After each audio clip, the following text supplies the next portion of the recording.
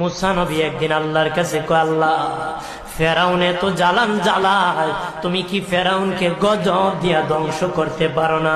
আমার আল্লাহ কয়, মুসা আমি ফেরাউনকে 4টা কারণে গজব দেই না। কয় কারণে? ফেরাউনকে 4টা কারণে গজব দেই না।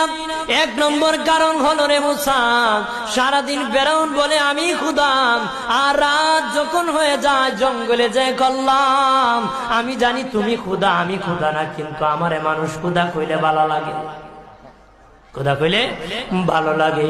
প্রভু তাই তুমি বিরক্ত হইয়া আমার উপর গজব দিও না। আল্লাহ বলে, মুসা রে, ওই ফেরাউনে রাত্রির দুয়ার কারণে আমি আল্লাহ তার উপর গজব দেই না। 2 নম্বর কারণ হলো, আরে মুসা তোমার মুখে দাড়ি, ফেরাউনের মুখে দাড়ি, তোমার বরণের জুব্বা